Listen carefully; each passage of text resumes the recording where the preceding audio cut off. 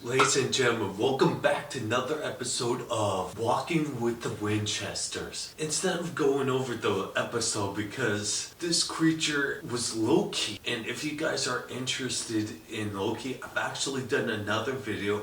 I'll link it in the comment section below so you guys can look at that. But instead of looking at the creature, we're going to look at some hidden messages that they've sent in this episode, so we can dive into the little nuances that the producers and writers put in.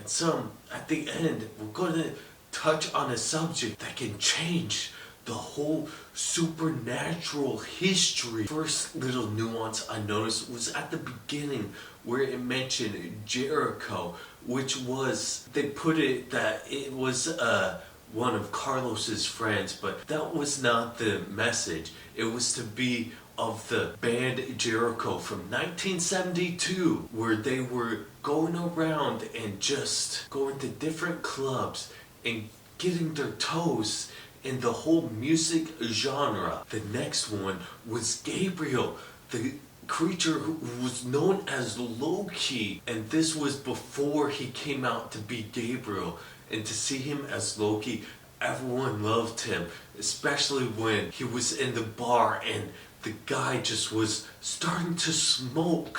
And when Carlos and Ladiga were at the club just trying to see if another person was going to smoke, and Gabriel yelled out some, and they went to go to confront Gabriel / Loki, and Ladiga goes and the trickster just vanishes. And I liked how at the end of the episode that they all tied together Samuel, which is played by handsome Tom Welling that we all know from Smallville, and them working with Mary's kids, and for Samuel to take a back seat almost to see the new generation of hunters coming to be, just so magical and fulfilling for the episodes leading up to this. And at the end, throughout the episode, we see these protection sigils, and in a book it shows one of the sigils that Sam and Dean have tattooed on them.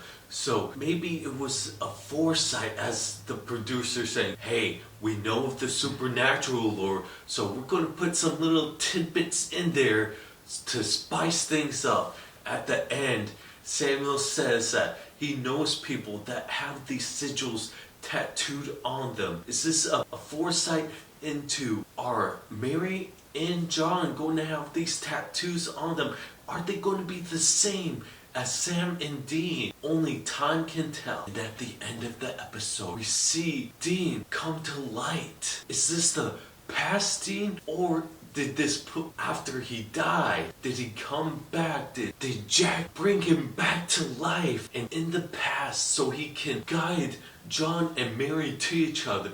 And John says that this character, and he shows a picture of Dean, led him to the men of letters, handed him a note. Was this the same note that John kept all these years, or did Dean fabricate it just to get them together? We are in a ride for ourselves, because the first 5 episodes it was like, here's these. It didn't have any juice to it, any meat to it for us to go, hey, yeah, we're going to be tuning in every week for it.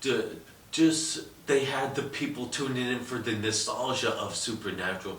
But now with this episode, with that twist at the end, it feels like this whole episode is just gearing into another gear for the Winchesters to be their own separate, but linked to the Supernatural series. I don't know about you guys, but I am excited to see what next episode and the rest of the season has, because it's looking like this is going to be a one and done season, because CW got bought out by Nexstar, and it doesn't look like they're going to renew the Winchesters. The only shows they have interest in renewing are All American series and Walker and Walker Independent. So within the coming months, I'll keep you guys informed if the Winchesters are being renewed or if it's being canceled. Until next time, I've been Walking with the Winchesters. See ya.